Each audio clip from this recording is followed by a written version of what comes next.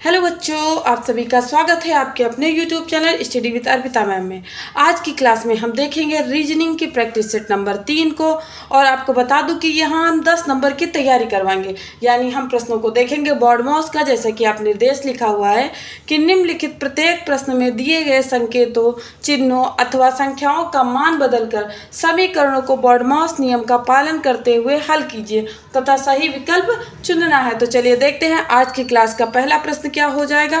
पहला प्रश्न क्या हो जाएगा, चलिए यहाँ क्या लिखा है कि दिए गए समीकरणों को संतुष्ट करने के लिए किन दो चिन्हों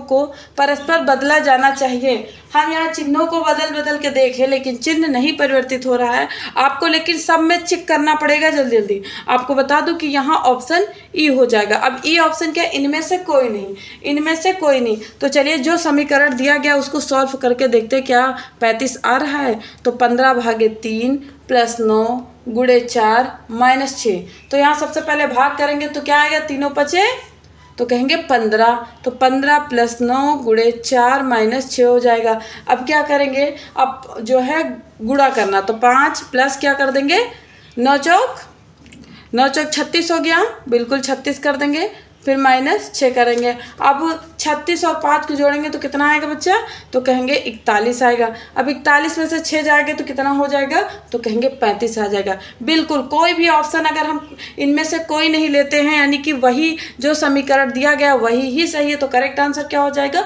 ऑप्शन ई करेक्ट हो जाएगा। अगला प्रश्न देखेंगे। प्रश्न ऐसे भी आ सकते हैं। अब यहाँ देखिए क्या लिखा है, यदि अंक को 4 और 8 को तथा चिन्ह प्लस की जगह, देखिए ये प्लस है, प्लस की जगह क्या करना, माइनस को आपस में बदल दिया जाए तो निम्न समीकरण का नया मान क्या होगा। अगर आपने यहाँ तक क्वेश्चन को सुना है तो आप लोग अब क्लास को रोक दीजिए और सॉल्व करिए। आपको बता दूं कि करेक्ट आंसर क्या हो जाएगा। तो चलिए सबसे पहले हम बता दें कि ये करेक्ट आंसर ऑप्शन ई हो जाएगा। ये आपको कब सुनना है, जब आप अपना सॉल्व कर लें, ठीक है। ऑप्शन ई ही करेक्ट क्यों, करके देख लेते हैं। सबसे पहले हम क्या करेंगे, चिन्हों को बदलेंगे। तो यहाँ 4 × 3, फिर क्या लिखा, प्लस आएगा ना, प्लस की जगह क्या करना है -8, फिर +12/2 कर लिया। अब हम संख्या को बदलेंगे, यानी 4 की जगह 8, 8 की जगह 4 करेंगे। तो यहाँ 4 है तो यहाँ 8 गुणे में क्या आएगा 3 -4 +12/2 हो जाएगा। अब इसको सॉल्व करना है। अब क्या करना है, इसको सॉल्व करेंगे। कैसे करेंगे, चलिए देखते हैं कि 2 × 12 6 आ गया। तो यहाँ क्या लिखेंगे अगली लाइन में, 8 × 3 - 4 + 6, यही लिखेंगे। अब गुणा करेंगे तो क्या आएगा, 8 × 3 = 24 कहेंगे, माइनस क्या हो जाएगा 4, -4 ही चल रहा है ना, हाँ बिल्कुल -4, और यहाँ +6 आ जाएगा। अब क्या करेंगे, अब देखिए ये एक संख्या माइनस में और ये दोनों क्या है संख्या, ये दोनों प्लस में है। तो 24 6 कितना होता है, 24 6 हो जाएगा 30, और 30 - 4, 30 में 4 को माइनस करेंगे तो कितना आ जाएगा 26। इसीलिए करेक्ट आंसर ऑप्शन ई हो जाएगा। अगला प्रश्न देखेंगे। सबसे पहले आपको क्लास को रोक देनी है और सॉल्व करना है, ये आपका तरीका होना चाहिए, ठीक है। तो समीकरण को संतुलित करने के लिए चिन्ह, ये जो फूल बना है यानी कि स्टार बना है, इन चिन्हों के स्थान पर आने वाले गणितीय चिन्हों का सही क्रम क्या होगा। सबसे पहले हम थोड़ी थोड़ी जगह छोड़ के लिख लेते हैं। जैसे 32 लिख लिया, फिर 8, उसके बाद 4, फिर 12, उसके बाद फिर 4 है, लिख लिया। अब क्या करेंगे, अब मुझे पता है सबके पीछे बराबर, तो यहाँ बराबर लगा देंगे, यानी जो भी सॉल्व करेंगे तो क्या आना चाहिए, 4 आना चाहिए। पहला ऑप्शन रखते हैं। पहला ऑप्शन क्या है, पहले भाग है, फिर गुणा है, फिर माइनस है, यही तो है, बिल्कुल है। क्या 8 के पहाड़े में 32 आता है, तो पढ़ के बताइए, तो कहेंगे बिल्कुल 4 बार में आता है। तो 4 × 4 - 12 हो जाएगा। 4 चौक कितना होता है, तो कहेंगे 4 चौक 16 होता है, माइनस कितना होता है 12। जब माइनस करेंगे तो कितना आ जाएगा 4, और हमको यही तो बताना था कि लास्ट में 4 आ जाएगा। बिल्कुल ए ऑप्शन करेक्ट हो जाएगा। अगला प्रश्न देखेंगे। प्रश्न नंबर क्या है 5, कि निम्नलिखित में से कौन सा परस्पर बदलाव दिए गए समीकरणों को सही बनाएगा। अब देखिए यहाँ पर आपको क्या देखना कि बी जो है 20 आना चाहिए। क्या आना चाहिए, 20 आना चाहिए। तो करेक्ट आंसर क्या हो जाएगा, जरा सा देखेंगे 5वें प्रश्न में।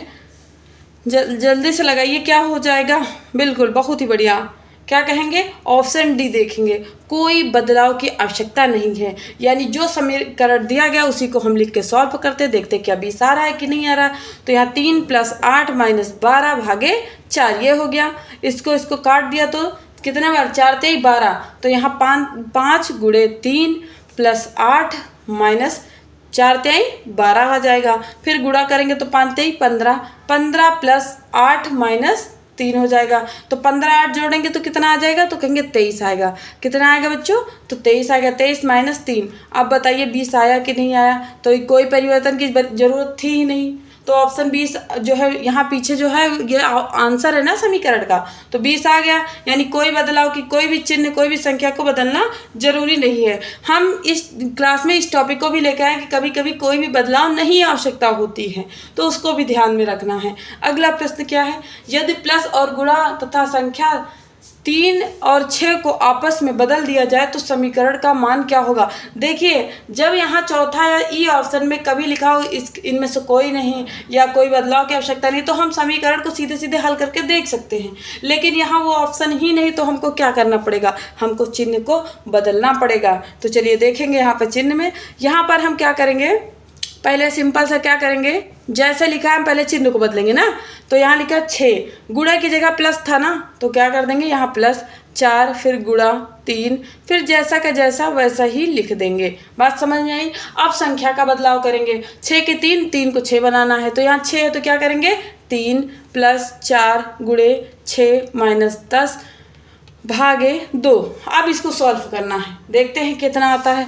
तो 2 × 5 = 10, 5 आ गया। तो यहाँ लिखेंगे 3 + 4 × 6 - 5 आ गया। अब गुणा करना है तो क्या करेंगे, 3 + 4 × 24, 24 - 5 ये आ गया। अब क्या करेंगे, 24 3 को जोड़ेंगे तो कितना हो जाएगा बच्चा, 24 3 जोड़ेंगे तो कहेंगे 27 होगा -5, और 27 में से 5 गया तो कितना आएगा, 22। क्या ऑप्शन में 22 दिख रहा है, बिल्कुल ऑप्शन भी करेक्ट हो जाएगा।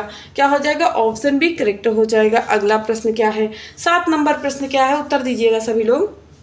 जिन बच्चों को आ रहा है वो क्लास को रोकिए, बहुत ही बढ़िया प्रश्न है। सभी के पीछे क्या है, बराबर है, इक्वल टू है कि नहीं है, बिल्कुल है। तो यानी कि यहाँ पर तो इक्वल टू आएगा ही, है ना। तो यहाँ क्या करेंगे, 45 बीच में जगह छोड़ेंगे, 5 2 4 = 22। इतनी बात समझ में आई कि नहीं। ऑप्शन रखते हैं, सबसे पहले ऑप्शन से शुरू करते हैं। तो यहाँ रखेंगे भागे, फिर एक गुणा, उसके बाद क्या है, प्लस है। अब क्या करेंगे, 5 × 9 = 45, 9 × 2 + 4 आ गया, फिर 9 दूनी 18 आ गया, और 18 + 4, 18 में 4 को जोड़ेंगे तो कितना आ जाएगा, 22।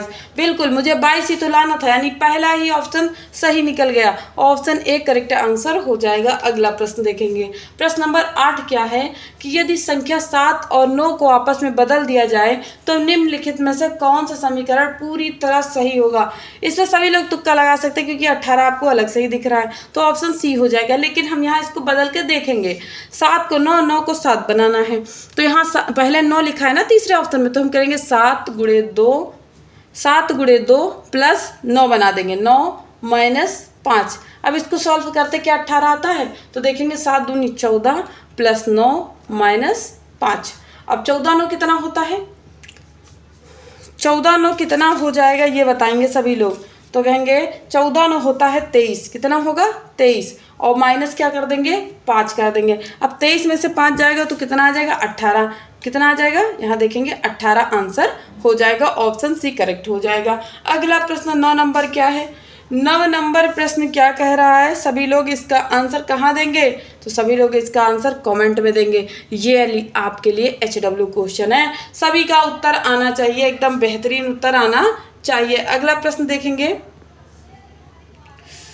10 नंबर प्रश्न क्या है। 9 नंबर सभी का आंसर करें, सभी लोग कमेंट में आंसर करेंगे। 10 नंबर प्रश्न क्या है, यदि चिन्ह माइनस और भाग को तथा 4 और 8 को आपस में बदल दिया जाए तो समीकरण का सही मान ज्ञात कीजिए। क्या हो जाएगा, बदलना शुरू करें। चलिए इसमें कोई दिमाग नहीं लगाना, सीधा सा बदलना है इसको। कहेंगे सबसे पहले हम चिन्हों को चेंज करेंगे, तो 24 माइनस को क्या बनाना, भाग बनाना है, 4 × 3 3 आया, 3 के बाद क्या है +8 और भाग को क्या बनाना -2। समझ में आया? अब इसको सॉल्व करते हैं। पहले संख्या चेंज करेंगे, दूसरी लाइन में हम संख्या देखेंगे। 4 को 8, 8 को 4, तो 24 को तो कुछ नहीं करना, 24 भागे 8 गुणे 3 + 4 - 2। अब इसको कट करना है। 8 त्रिक 24, 3 गुणे 3 + 4 - 2। ठीक है, अब क्या करेंगे, 3 त्रिक का 9, 9 + 4 - 2। 9 4 कितना होता है? 9 4 होता है 13, 13 - 2। 13 में से 2 गया तो कितना बचा? 11। किस ऑप्शन में आपको 11 दिख रहा है? तो कहेंगे ऑप्शन ए में 11 दिख रहा है। तो बच्चों ये आज आपकी क्लास तीसरी प्रैक्टिस सेट हो गई रीजनिंग की, और हमने एक क्वेश्चन होमवर्क में दिया। सभी बच्चे उसका आंसर कमेंट में जरूर दीजिए, कमेंट में जरूर दीजिए। आज से क्लास 7 बजे चलेगी। आज से क्लास कितने बजे आएगी? तो 7 बजे, शाम 7 बजे क्लास आपकी आएगी। तो सभी लोग तैयार रहिए। रीजनिंग की क्लास चल रही जो 90 नंबर की तैयारी कराएगी, और बॉड मॉस इसका एक बहुत ही बढ़िया पार्ट है। 4 सालों से लगातार हम देख रहे हैं, 4 सालों से लगातार 10 क्वेश्चन बॉड मॉस के आते हैं आपके एग्जाम में। तो ये एक टॉपिक आपके लिए इंपॉर्टेंट हो जाता है, इसीलिए मैंने कहा 10 नंबर वाली क्लास, यानी 10 नंबर की तैयारी। तो मिलते हैं कल की क्लास में। अब एक नए टॉपिक में होगा रीजनिंग का ही, शायद कोडिंग डिकोडिंग हो सकती है, लेकिन रहेगा रीजनिंग, रहेगा रीजनिंग। अब हम अक्टूबर में ही मिक्स प्रैक्टिस शुरू करेंगे। तो मिलते हैं अगली क्लास में।